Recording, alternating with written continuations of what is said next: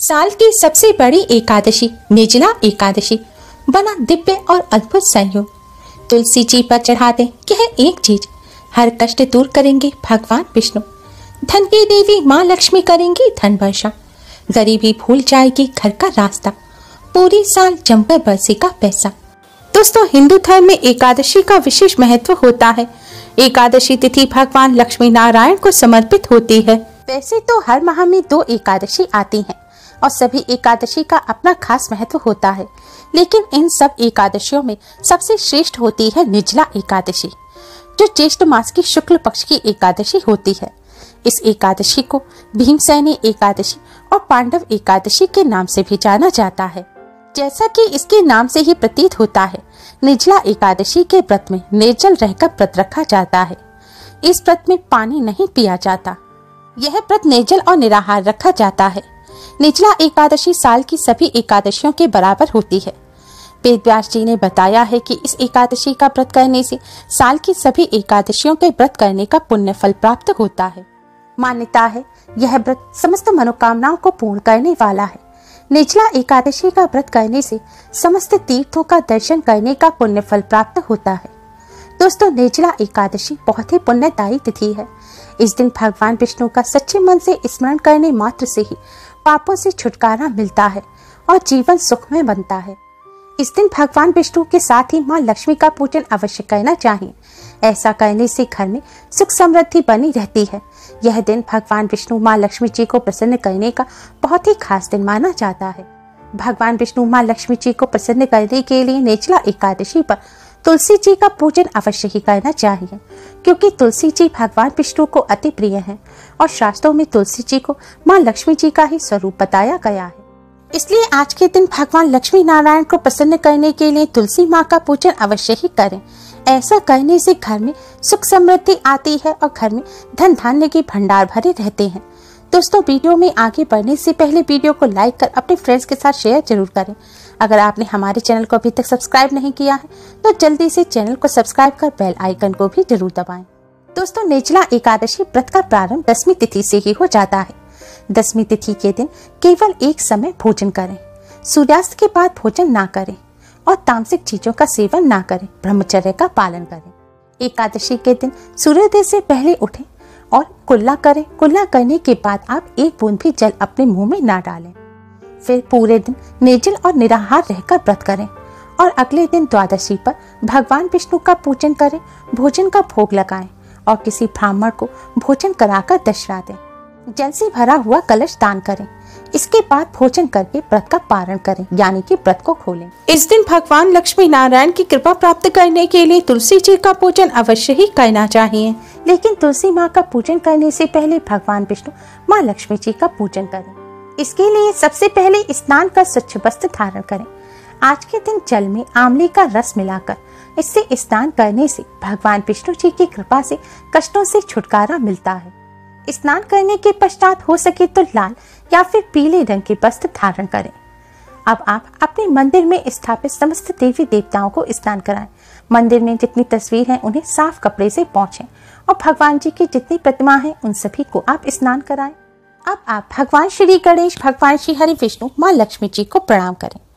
भगवान जी के सामने एक शुद्ध घी का दिया जलाएं और एक सुगंधित धूप बत्ती जलाएं। अब आप एक कटोरी में थोड़ी सी साफ हल्दी लें और थोड़ी सी कुमकुम लें। हल्दी से आप भगवान विष्णु जी को तिलक करें और कुमकुम से माँ लक्ष्मी जी को तिलक करें। फिर आप भगवान विष्णु, माँ लक्ष्मी जी को किसी फल मिष्ठान का भोग लगाएं। फल मिष्ठान ना हो तो आप शक्कर, मिश्री या बताशे का भी भोग लगा सकते हैं, लेकिन ध्यान रखें भोग में आप तुलसी का पत्ता अवश्य रखें। शास्त्रों में वर्णित है कि जिस भोग में तुलसी का पत्ता नहीं होता भगवान श्री हरि विष्णु उसे स्वीकार नहीं करते।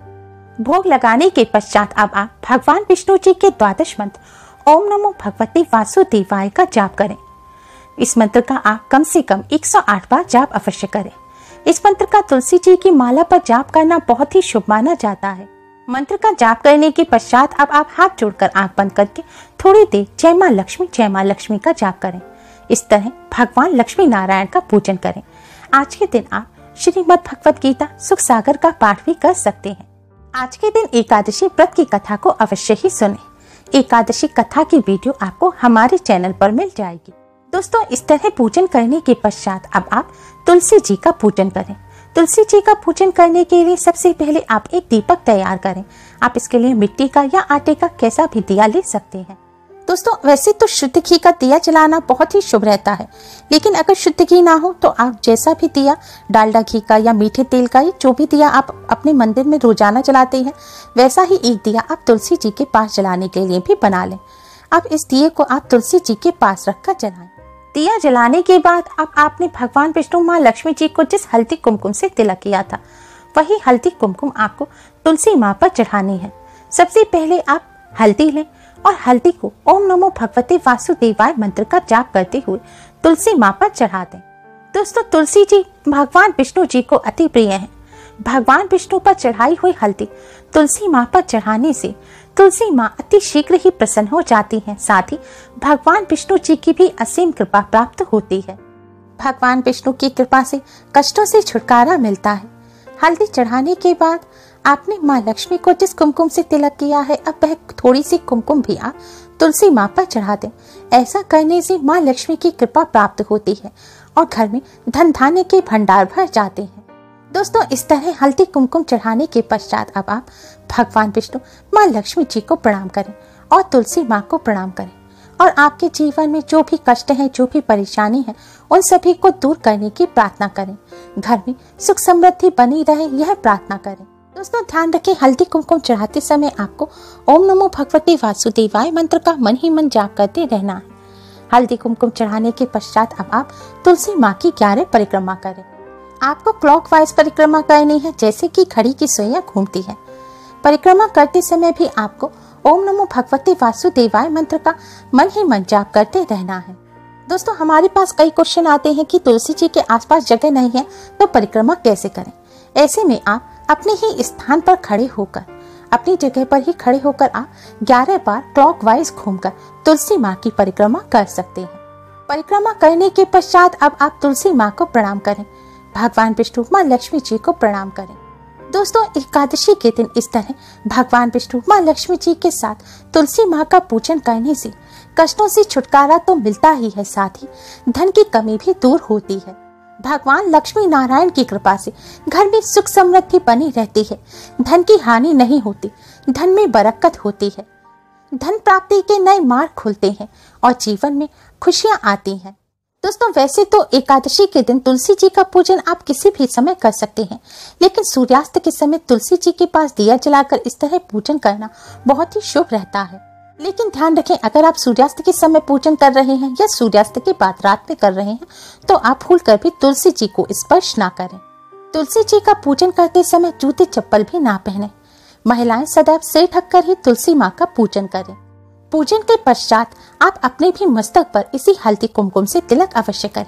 ऐसा करने से आपको भगवान विष्णु, माँ लक्ष्मी जी की कृपा प्राप्त होगी। ध्यान रखें, आज के दिन तुलसी जी के पत्ते फूल कर भी ना तोड़ें। भगवान विष्णु जी को भोग लगाने के लिए पहले से ही पत्ते तोड़कर रख लें, या फिर अपने आप जो टूटकर गिरे हुए पत्ते हैं आप उनको ले सकते हैं, या फिर पहले भगवान जी को जो आपने भोग लगाया था जिन पत्तों का, आप उन्हें वापस पानी से धोकर वापस उन्हें भोग में रख सकते हैं। अगर आपने एकादशी का व्रत नहीं भी रखा है तो भी इस आज के दिन भूल कर भी प्याज, लहसुन, मीट, अंडा का सेवन ना करें और ब्रह्मचर्य का पालन अवश्य ही करें। उम्मीद है आपको हमारी ये वीडियो पसंद आई होगी। प्लीज लाइक करें, हमारी इस वीडियो को अपने फ्रेंड्स और रिश्तेदारों में ज्यादा से ज्यादा शेयर करें, जिससे वह भी इसका लाभ उठा सकें।